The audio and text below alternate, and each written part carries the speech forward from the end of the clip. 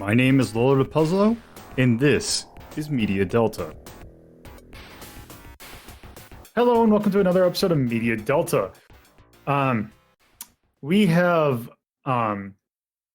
something interesting this week, namely something that is definitely video game related, at least. Very much so, because it is a show that's all about video games. We had such a good time with Game Center CX in Nick Arcade that clearly this is going to go just as good as those, right? Well, today we're talking about GamePro TV, which was a show that lasted a year. That was basically a video version of the GamePro magazine. If you were familiar with magazines in the 90s, GamePro was definitely one of the bigger ones, right alongside like EGM and like Game Informer, and trying to think of some others. Nintendo Power in that GamePro was definitely one of the bigger ones. I remember getting GamePro a lot. So this is a video game version, or this is a TV version of that magazine. So I was not the only one who watched this, so please introduce yourselves. Hi, I'm Axe. I'm ready to rock this scooper. Yeah! It is the 90s, and there is time for Coolio. I'm Torpotypus, and I regret not pre-gaming this like the fucking host did. Yeah. So this show was hosted not by people who were involved in actual GamePro magazine. This was hosted mostly by one JD Roth, who is his career is here weird, but at the time he hosted a number of game shows that were aimed at kids. His most notable one was the host of Funhouse, which was essentially Double Dare that wasn't Double Dare, and also did not get any of the kind of fame that Double Dare did, although they both got NES games. Both of them are bad, but that's another thing. Also, he's the co-creator of The Biggest Loser. So that's JD Roth. Yeah, he's done a lot of reality television, it looks like. Yeah, and there was also, for a handful of episodes, there was a co-host, Brennan Howard, who is now... Go ahead. I don't know that I would call 2 episodes a handful. Yeah. He was in a couple, literally. Yeah, and he has gone now to do, he's done some voice acting. He's done some, directorial stuff. So he's still doing stuff. But yeah, incredibly stoned out of his gourd while recording this one. Fucking blazed beyond belief. Oh my god. I got a contact high watching him. It was so fucking obvious, too. Oh my god. If you've ever seen, Bill and Ted, he was basically both of them at once, but actually real. I still can't believe that I saw it. My eyes are in disbelief. Yeah. He was good. He is I will say, poster boy. He was a more enjoyable host than the other guy, but also, my god, that man was not there. He was like a 90s Kramer. Kinda. He moved all over the place, and he didn't seem real. It was like an ethereal being that kind of jumps into your house and then leaves just quickly. The spirit of video games. He has a character written it for a side bit, the thing where it's you have a show that inside the show they have it's like when you have a show that's about people making shows and they make really obvious caricatures for their characters. He was one of those, but in real life. He was interesting to watch. I won't say good, but he was interesting. That's a word for it, sure. But yeah, I think before we just kind of ramble on, let's just kind of get our impressions out of the way. Axe, what did you think about this? So, as I stated in the one chat, I was 2 minutes into the first episode and I was ready to write it off. It was really not good. And But 2 minutes in, you already knew what it was anyway. So. yeah, but like, I gave it a chance. I gave it the 6 episodes we were supposed to watch, and like, I kind of can't hate it. I really can't, because, and just stay with me on this, all right? It's extremely 90s. It is aggressively 90s. It is more 90s than Guy Fieri. It is so fucking 90s, and I can't overstate this. It is a 90s ass show. But they did put effort into the production of this show. They actually really did put in some serious effort into this. There are a number of instances where JD is green screened onto like a still from a game, and they actually do it in interesting and unique ways where it kind of looks like he's actually like riding a dragon or inside a skull's mouth. Like, they did some real honest work on it, and I can't fault them for that. I really can't just ignore that. But at the same time, like, it's embarrassing to watch at the exact same time because of how 90s it is. It's I didn't like Brennan, I'll be honest. I really didn't enjoy the energy that he brought. It was so just like, he's 90s distilled into a human being and then just set loose on a stage. And I couldn't stand, I can't stand those old like 90s isms. When I look back on them, I just find them cringy. I liked JD's more leveled and calm kind of presentation. He did kind of occasionally do a 90s-ism, but it wasn't as intense as Brennan was. Brennan was intense. And it's an interesting idea, but I don't think it comes together well, because they're basically rapid fire giving you codes for games, secrets for games, then like a quick review of a game, then back to some codes and secrets for games. Then they've got the a call-in where somebody did like a video and sent it to them to ask them a question, and then one to give them a pro tip, air quotes, which were always awkward and funny to watch, because a lot of them felt like the person was doing it against their will.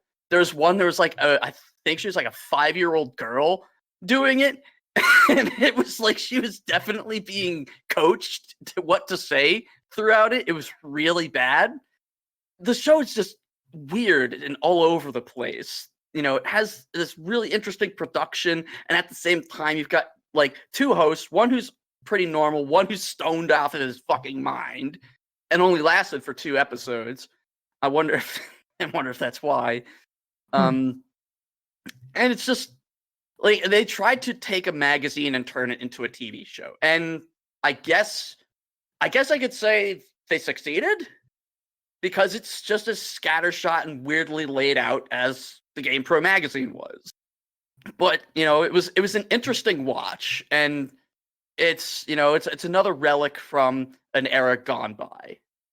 Yes, it is. You don't get stuff like that anymore. I will definitely give you that. There's probably a reason for that. Yeah. Like, the 80s and 90s are very specific eras that can never be replicated and never will be. Yeah, it's very much like, yeah, it's that kind of thing. Like, you were mentioning the green screen. Like, I remember the green, like, that is the thing I remember of them abusing the hell out of that green screen. And like, yeah, it was some like decent use of green screen for like putting themselves in like games. Like, one of the very first ones was like they were doing Crystalis. And they have him like opening the door at the very beginning of the game and like peeking out of it. And it looked like, I'm not gonna say it looked, I mean, for the time it looked good, but also it like was very cheesy, but also kind of impressive at the same time. It was close enough. Weird amounts of thought put into some of it, yeah. Yeah. And I appreciate that. I really do, because, you know, green screen's not that easy to pull off. And, you know, a lot of those shows that did green screen kind of did them pretty poorly back in the day because they were still figuring it out. But these people actually knew what they were doing with it. Yeah. Like, I can't remember if it was the case where, like, JD Ross was actually, like, into games at the time. I think I remember reading that he wasn't. Like, he was, like, a casual, like, game player. He wasn't like I think Phil Moore was on record that saying that he was like really into games at the time when he was doing Nick Arcade, but also Jeff Edwards, who was the host of Starcade, is huge into arcade games when he did Starcade, which really helped that show. I'm really looking forward to someday actually doing that show, because that is a much like this show is a relic of the 90s. That show is a relic of the 80s, like the early 80s, and it's very interesting to like see game culture of that time. Also, especially in their reviews, because their reviews, it's like you kind of forget how people thought a game, like what the value of a game was back then, because you definitely saw that like they put a really high import on difficulty in games. Like the fact that, like, I remember the Wolverine one, like they were saying like, oh, this game is like really hard, so that's going to get you the most bang for your buck.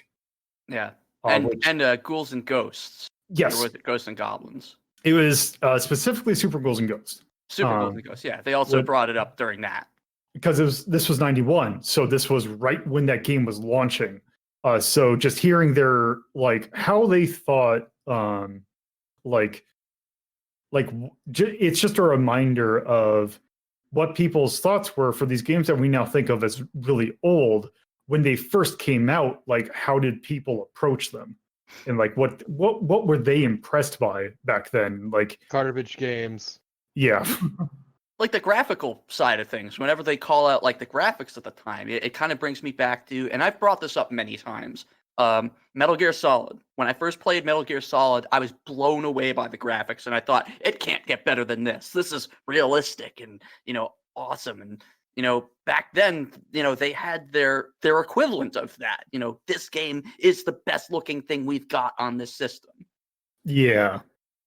Because the way we do it on Retro Rhapsody, we're looking backwards at these games with like the foresight of all of the advancements we've had in gaming to this point.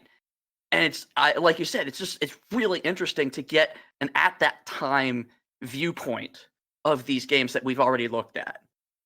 Yeah. Yeah, that part's definitely really interesting. Also, another thing about GamePro TV that I actually kind of appreciated. GamePro TV is the first place, like when I watched it, I actually had a VHS tape that had a couple of episodes on this, not ones that were actually in this set. But it was the first time that I actually heard of a TurboGrafx before. So it was like, what is this weird other thing? This isn't a Genesis. This isn't a Super Nintendo. What is this? So this was my first introduction to what a TurboGrafx was, which, as far as I knew, was a machine that had the Addams Family, the CD version of the Addams Family, and that was about it.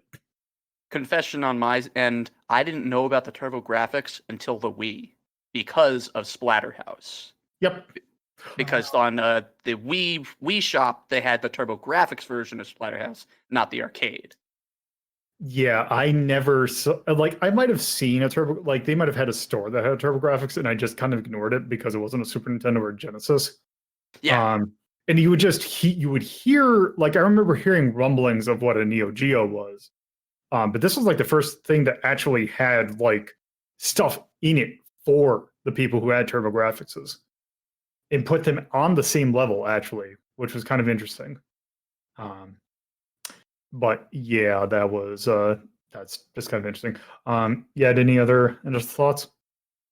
No, not really. Koya. I feel like I sat through an ordeal for 2 hours whereby someone was beating me in the face with a 90s stick. Yes, I'm sure that we all have the same opinion. This show is quintessentially 90s. It kind of looks like it was made on a shoestring budget, most of which was spent on the 5,000 TVs that were on set. But this was definitely an interesting show for what it was, though. like I said, is basically trying to put a magazine for aimed at children on TV. And for what they were trying to do, I think they did pretty well. I feel though like there should have been a new co-host after Brennan, because although Brennan was way too all over the place and probably high off his gourd, like he brought a different energy than JD did. JD was very straight laced, and I feel like it would have done the show good to have kind of a foil to that, just not as intense of one as Brennan. I'm trying to think if there's anything else that Axe hasn't brought up here. I did cover a lot of ground. Sorry. You did cover a lot of ground, and there's not really a whole lot Yeah, to say about the show. yeah, that's also the thing. It's like the show, you figure it out like within, like, if you are familiar with the GamePro magazine, you know what the show basically is. Yeah, basically. There is a few shows that have done this sort of thing, and GamePro TV was one of them. There was also, Game Center CX, Video and Arcade Top 10 here in Canada.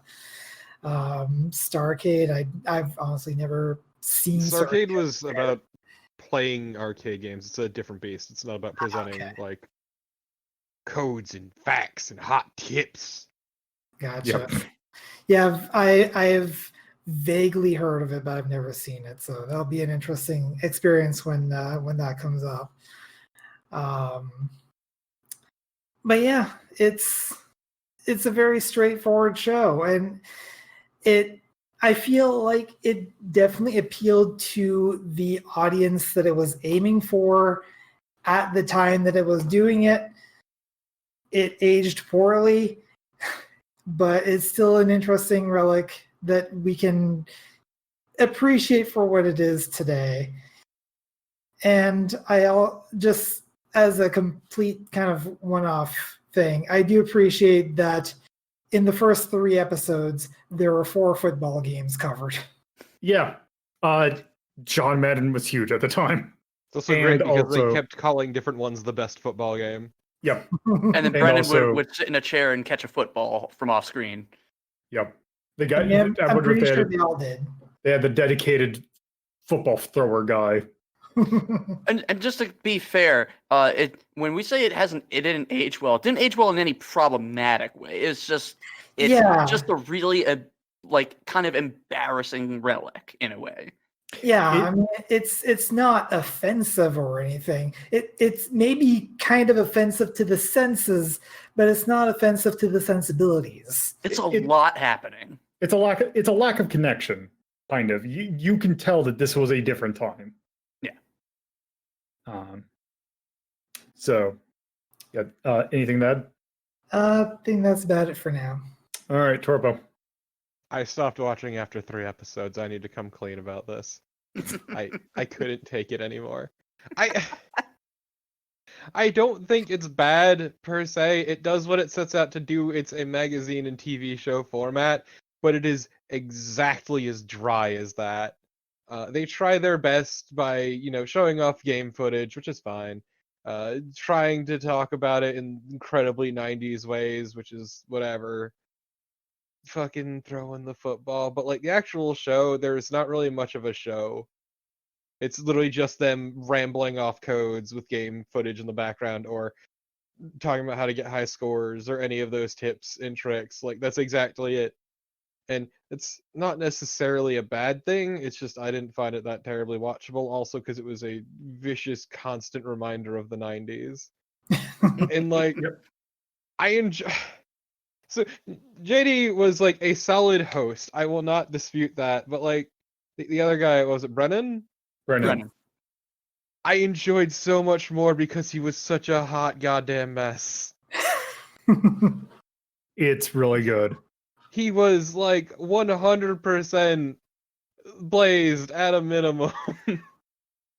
Like, not even trying to hide it, which I could understand needing to do that to stomach this fucking show. But like, he was also incredibly 90s, but he had more personality to him than JD did, in my opinion. He had a lot more personality. I remember the one scene where JD was about to hand him the action replay and then went psych.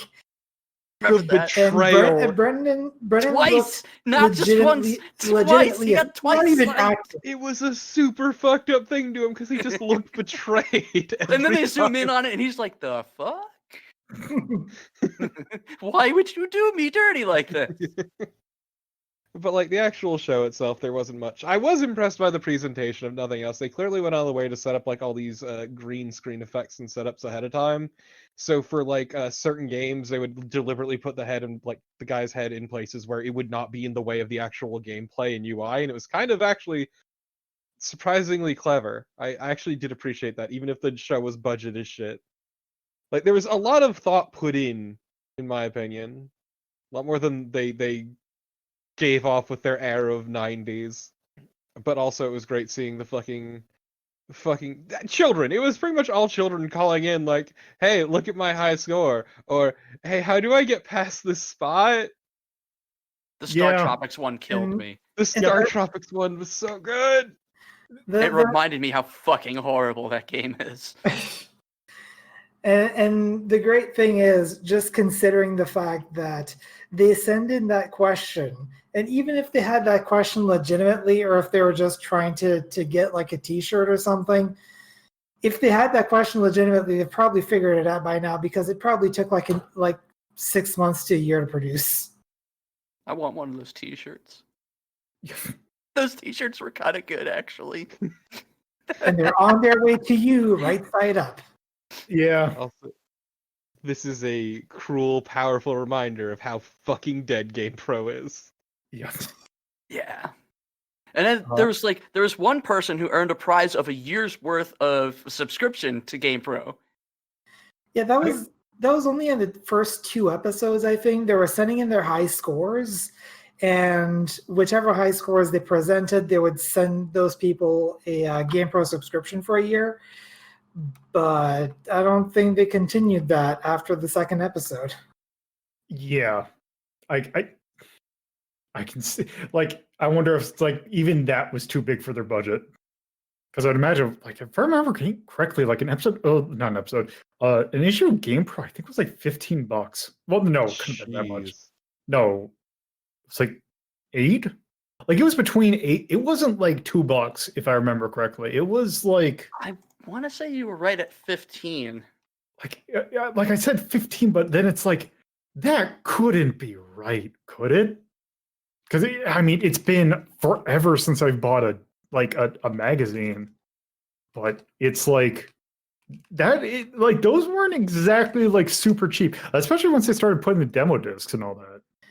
Also, me looking up in that like what an issue of Nintendo Power would cost now is incredibly dumb because it's like, oh, of course, that Volume 1 was not $152 when it originally came out. Yeah, it's yeah. I lost my train of thought. I'm trying to find how much it cost on the shelves, but I'm not having any luck.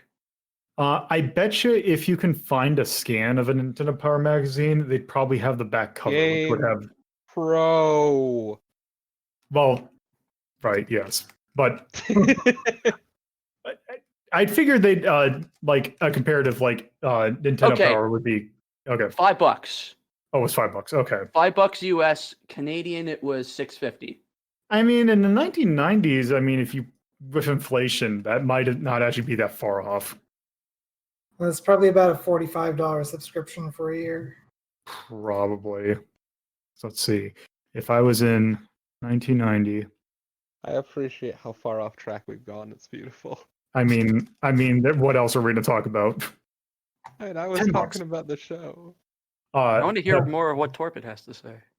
Yes. No, we need to Anyway, find out the price of the magazine. It's $10. very important. It's Yeah, but- $5. Go on, Well, please. It was $5. It was $5, 1990, which, regarding inflation, is about $10 About $1 million. now. It's about $10. About $1 million. Yes. I got it. The shirt was pretty cool though. It was pretty cool. I liked it. I actually kind of felt bad that I couldn't fucking get one. It's like the first time they brought it on screen, I'm like, I want that. Didn't you think that just with the fact that this VHS, like the encoding on it was eaten up so much, and the fact that it was a slightly digital pattern thing, you had to check to make sure it wasn't like, no, that's not an Ahagao. Oh my god, yes, that was one of the best. It's like, oh, that's not okay. Good, thank you. Like I know it came later, but it looks so much like one at a distance, and we can't emphasize enough how fucking crunchy the video was. Yeah, which of course that is because this thing, you can't like get this thing officially. It's like there's a handful of episodes on YouTube, all of which were clearly taken from a VHS tape to the point where all of them have tracker. Yeah, it's tracking really really good all the time. Yeah, because basically it's just it's a VHS. It's a rip of a VHS recording of a TV show. So let's just add to the 90s. Like, I mean, yeah, like that whole. I want to call it a filter because it's basically a filter. It adds to the 90s-ness of the production. So crunchy. Also, going back to the Ahagao sweater thing, I just had a thought. Torba, would you say that JD's jacket in that one episode was basically a 90s equivalent of a drip jacket? 100%. Also, was it JD who was wearing it, or was it Brendan? Yes, I thought it was JD. It had the thing with the million patches on it. That were all the GamePro. Yeah, that was straight. Yeah, that was 90s drip. But yeah, no. Also, you want to talk about fucking weird? Just think about that. These kids had to send in like recorded tapes to GamePro. Yeah, I mean, it's the same way. There's no this is not taken on a phone. This was taken with a camcorder, which a camcorder that then had to pop out the tape from that and mail it. And every single one of them talked like this. Hi, GamePro. I would like you to answer this question about the 5th level of. They're not presenters. They're just children. Yeah, They just want answers or want their fucking T-shirt. Give them their goddamn T-shirt, JD. Also, they're afraid that if that camcorder falls, it will kill them. Or they will get killed by their parents. Yes. He oldie selfie. Yeah. Also, man, remember? Yeah. It's just weird thinking. It's like, oh yeah, weird thinking of home camcorders were 60 frames originally, and that's why they looked always weird when you watch it. But anyway, that got translated to TV. Yeah, the show is it's not bad. It does what it tries to do. It is your tips, your tricks, all that jazz. But God, for me, it was dry. Even ignoring the secondhand embarrassment, it was the 90s. That was unfortunately the 90s thing to do. But it just, it was. I got YouTube. I got the internet. There are better ways to find that info or watch a game. I don't know. It's hard to go back to because it's such a dated form. Yeah, and that's the thing. This was in 1992, right? So GameFAQs didn't exist. Yep. Soon it would, though. World of Nintendo didn't exist, and a lot of those sites didn't exist, and a lot of people weren't on the internet to begin with. Yeah, it's interesting that the show exists because it's a pre-internet version of finding out this information, and I always find that interesting. Magazines, especially, and how prominent they were our only doorway into these kinds of and codes and stuff that you can now find by just going to Game FAQ. So it's so interesting to go back and see this arcane version of getting this information. It's also great knowing that like you'd have to either be fast at writing down any of those codes, or you'd have to record every fucking episode for the shit you want. Yeah. Which is probably how we got these tapes, actually. Hmm. Yeah. And then occasionally in these shows or even these magazines, you would get some content from like games that were being, still developed and might never have come out.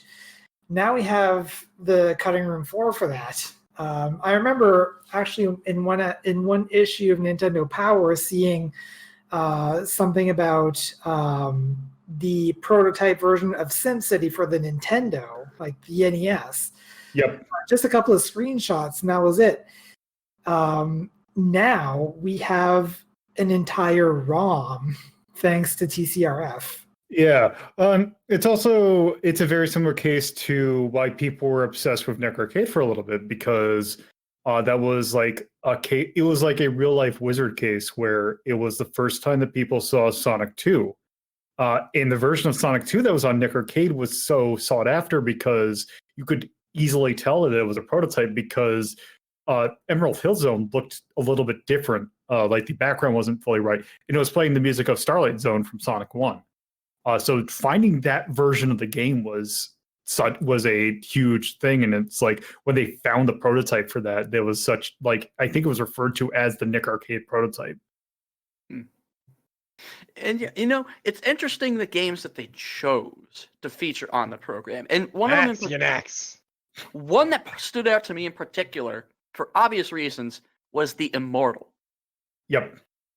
Just, of all the games you could put on your program, the fucking Immortal. So the thing about the Immortal that would probably, and I'd have to, I haven't quite fully checked this, is the fact that the Immortal, you figure this is 91, so this is right around the launch of the Genesis. And the Immortal was a Genesis, like very close to a Genesis launch. So that game was relatively like in vogue, and also there was an NES port of it, which was actually the version that the kid, also it was the kid who asked for that, and they used the version of the Genesis, which I was actually kind of surprised that they showed battle footage from that game, because the Immortal was notorious for being incredibly violent for the time, like even more so than like Mortal Kombat. Like that, I really am I'm surprised that I have not ranked it yet. That is a very fascinating game, which actually has, especially going back to like history, it has a weirder history now, because especially with streaming, because in like modern content creation for video games, the Immortal was the first game to ever be Let's Played. Yep, Slowbeef. So Really? Yeah, the Immortal was the very first video Let's Play by Slowbeef. Yep. I feel like I should have remembered that, but I didn't. It's a really weird game. Also, it is also trivia that has been lost to time at this point. Yep. Also, that game's a massive asshole, but that's It's a piece of shit. Yeah, it's very cruel and unforgiving. Real and Harvey very hard. hates you and everything you stand for. But it's strange and interesting time capsule that is like we'll never go back to. Yep. As much as Brennan seems like an exaggeration, he's not. That's how people were in the 90s. That was exactly how they were. Especially when they were baked. Yes. Yeah. Just I don't know. Once again, though, I feel like he had more personality than like JD, which is what got me. That's kind of why I liked him. Yeah, which is what I was saying. Like, they shouldn't have just gotten rid of him. They should have replaced him. To be fair, we don't know the circumstances. Yeah. Yeah. I really would like to know why he only lasted 2 episodes. Like, that was a genuine curiosity. I don't know. I didn't see anything in like a Wikipedia about like an arrest or anything. So Yeah, nowhere I looked came up with anything about it. He stopped being high for 2 seconds and was lucid briefly and realized, what am I doing with my life? But also, like, for example, like I like going for like the Wikipedia article for GamePro TV. This is the first section verbatim. GamePro TV is a syndicated Interestingly, GamePro TV is a syndicated weekly video game television show that ran from 91 to 90 through 92. The show was a low-budget partner to GamePro magazine. That's it. Right. Obviously, it was low budget. It didn't need more. Like, Yeah. if I'm gonna be real. There are 4 segments of the history. There is the first-run syndicated version, which is the version we watched. The paid advertisement version, the Fox Sports Net version, which came out in 98, and GamePro Minute, which came out in 2003. Beautiful. Hmm. Yep. And I think I'm glad it still exists, even in the form it does. And I'm glad it happened, but boy, howdy, we could never go back to it. Nope. Oh shit! I'm just remembering now. Bad influence. Yeah, so Yeah. in the C also for GamePro TV, Bad Influence is number 1, but that's probably just because it starts with a B. Yeah. But also, awesome. actually, what was the pile of dog shit game they gave a very high rating? It was Wolverine for the NES, I think. I think that was it. Yeah, their rating, their reviews were of a different time. None of their ratings went under 3. Yeah. And they showed off Sword of Sodan in the first episode, which Weren't is, they giving tips on it? yeah, they're giving tips on it. Here's my tip for Sword of Sudan. Don't play Sword of Sudan. Yeah, well, to be fair, like, you have the luxury of saying that. I mean, yes.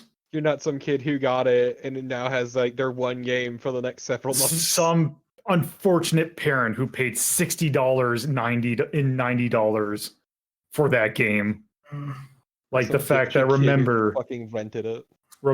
yeah, there's also that, in which it's like, okay, there's your $15 for that weekend spent. Also, just a reminder that when Phantasy Star 4 came out, that cost $100.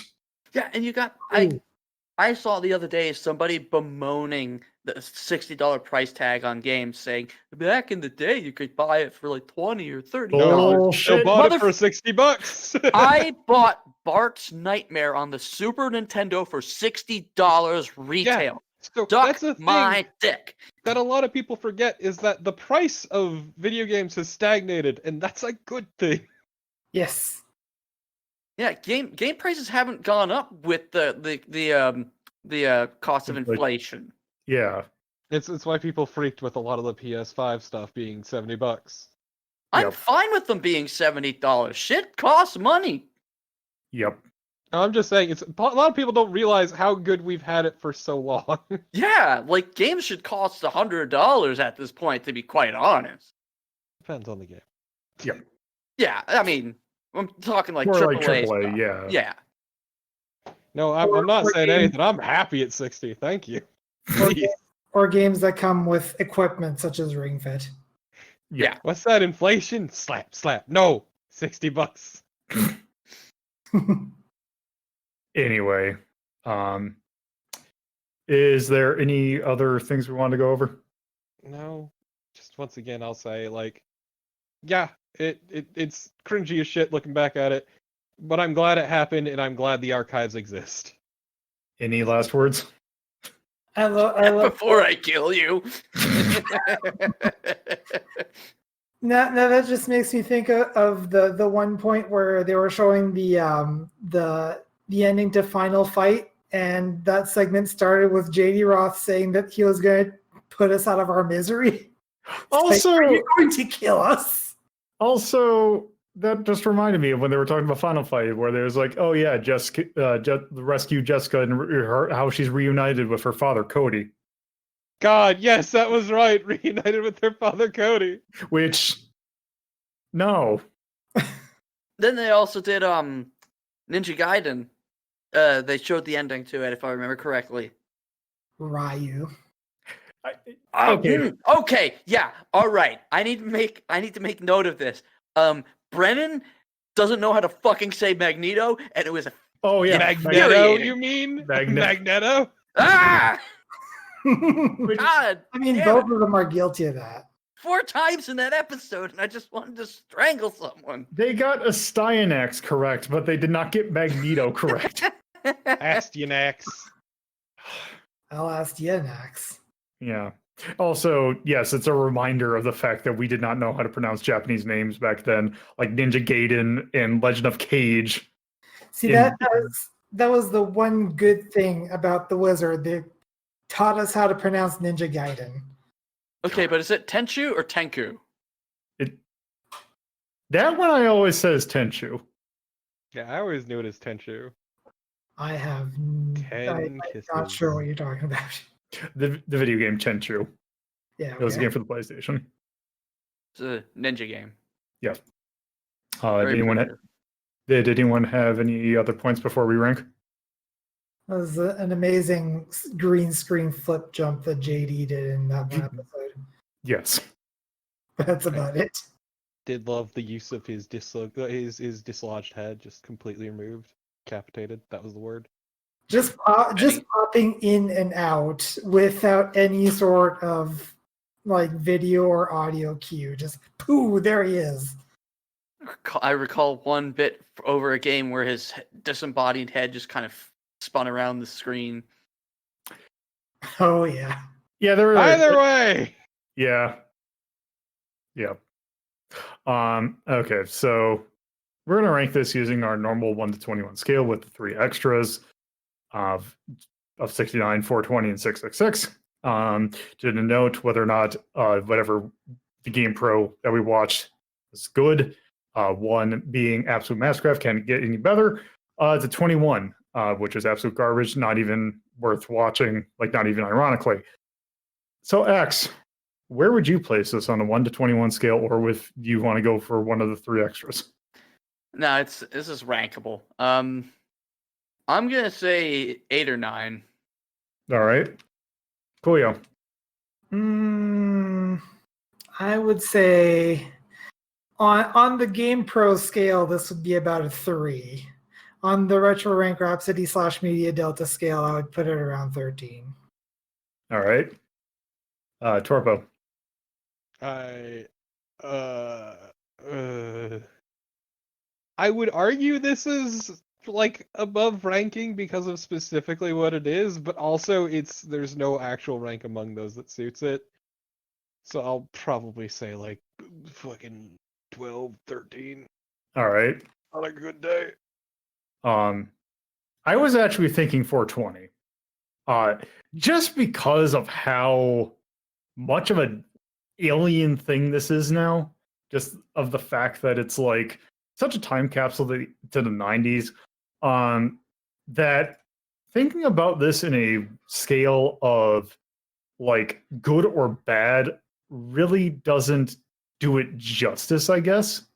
That's kind of what I was getting at. It is of a type what it's going for are so completely foreign to the sort of entertainment-driven thing we have for the list proper, and it is very much just meant to be informative and helpful in interpreting a magazine, specifically as a TV show and nothing more or less.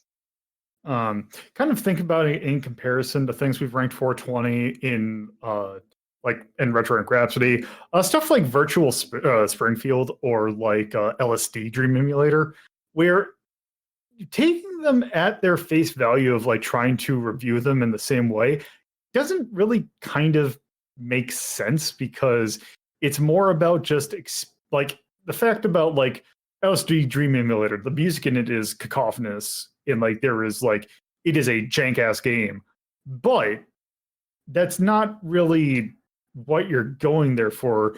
And also the fact that depending upon what you're going in there for will like change how your output is.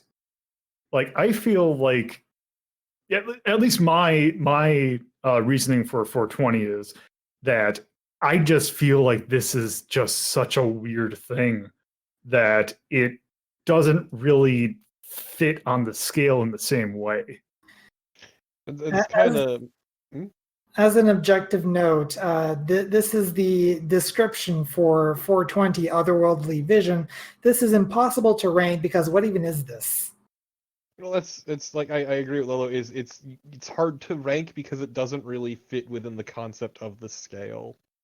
But then I would argue, based on the definition that Coolio presented, that it wouldn't fall under 420 because it's not a question of what is this. We understand it. We understood it within seconds of watching it. That being said, we don't have any 13s. We don't. Yeah, because I'm trying to think if I were to give this a number scale, I don't even know what I'd give it. 'Cause Okay. Has a sound foundation, but something about it elevates it in a way that competence can't. Fever Dream. So 69. How about that? I mean, that does fit. It is one of the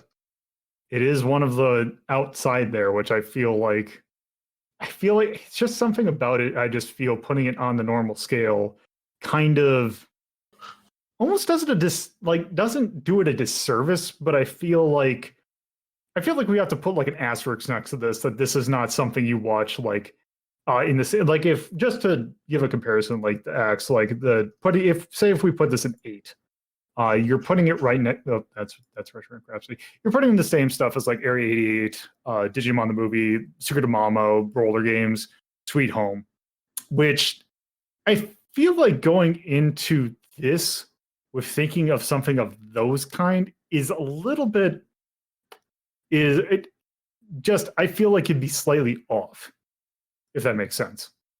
We're trying to rank a television show that's a magazine. Yeah, I not. It is purely informative. I don't know that I would want to put it at 69 because I feel like if it was a proper 69, that it would be more poignant, you know? So it's something that you cannot look away from because it's completely like you don't know what's going to happen and you need to find out. And this is just you know, like the format is very formulaic. Like you know what the basic of what is going to happen at a given point. Well, no, because we do have 666, which is so bad it's good or at least fascinating, which falls in line with what you were just saying. I feel like if we aren't going to rank this proper, that the best fit we have of the 3 extra categories is 69. That's where I stand. So I'm at an 8 or a 69. See, the thing that I would say about that is and this might seem like a cop-out answer, but I feel like that is more a problem less with this show of whether or not this is 420, other than I think I need to rewrite that description. Well, yeah, because they're all written with fucking Games video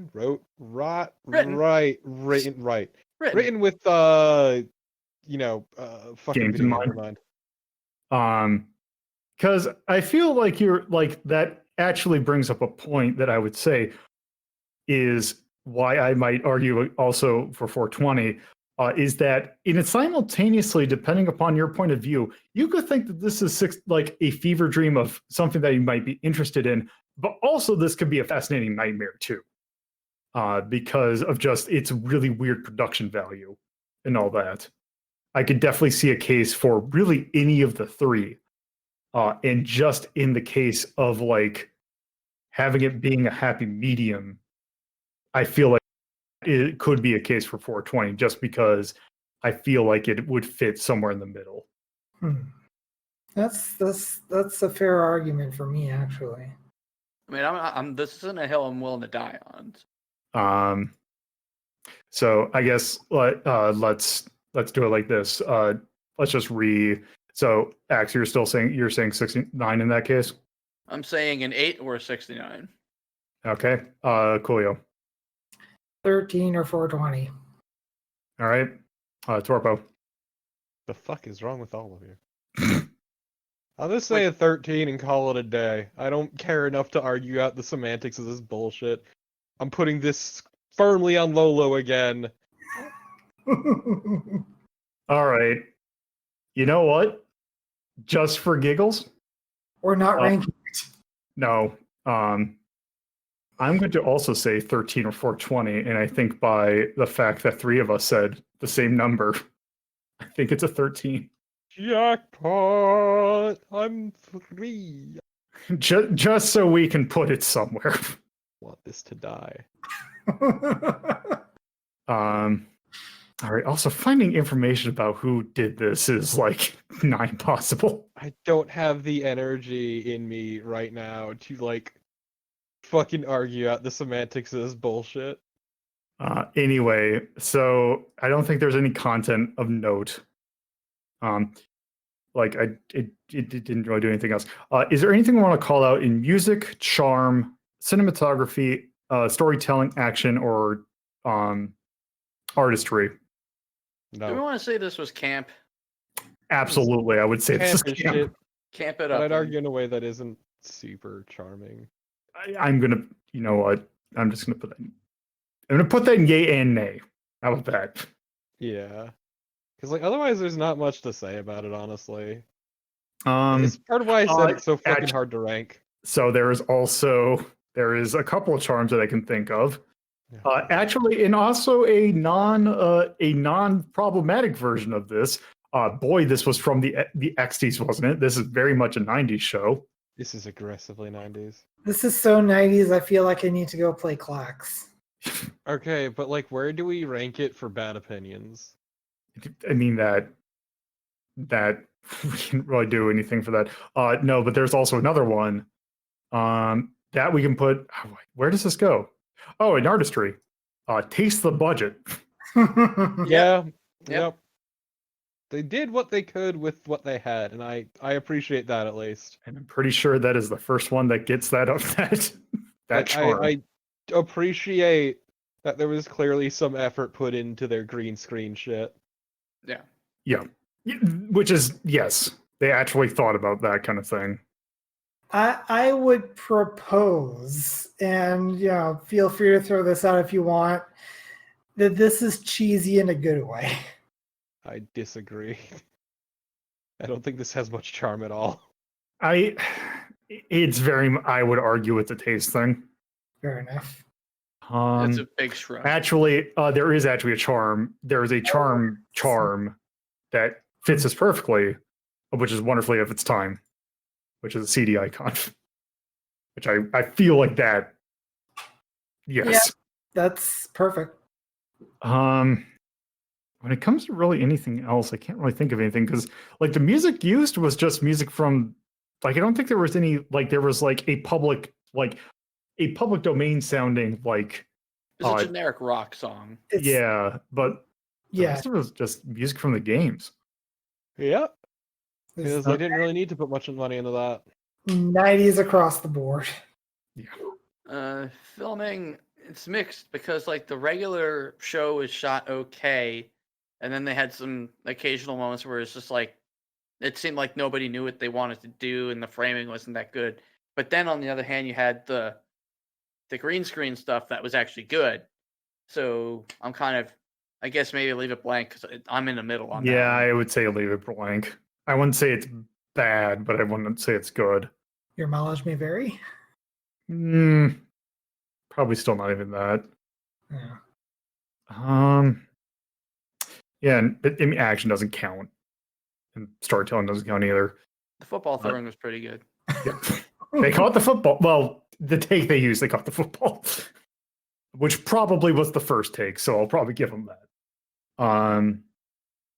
But yeah, with that, I think that's kind of it. I think that's kind of it for GamePro TV. Thank goodness. That was fun. We totally should take a look at Video and Arcade Top 10. That's one I grew up with, and it's a show. Those are always fun.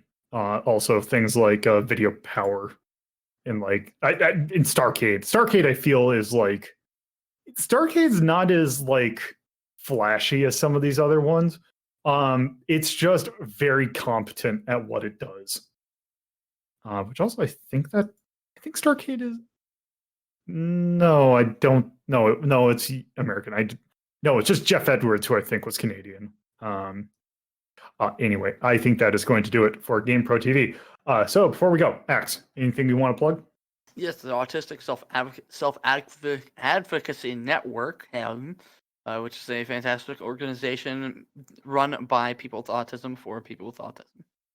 All right. Koya. Yeah, there's my show, Square Wave Symphony, your home for video games, chiptunes, and all things weird and geeky, which can be found on its internet home at lowbiasgaming.net/SquareSim and also at SquareSim on Twitter. All right. Torpo. Fucking twitch.tv/torpotypist and at torpotypist on Twitter. And I would love to plug the hole left in my heart by the 90s. All right. Speaking of the 90s, the next thing that we're actually taking a look at came from the 90s. I'm pretty sure it came from the 90s. It was like early 90s. 90s, But this is our first dive into a very big subset of I guess technically TV, but also just style of media in general. We're taking our first look at a tokusatsu series, a legitimate tokusatsu series.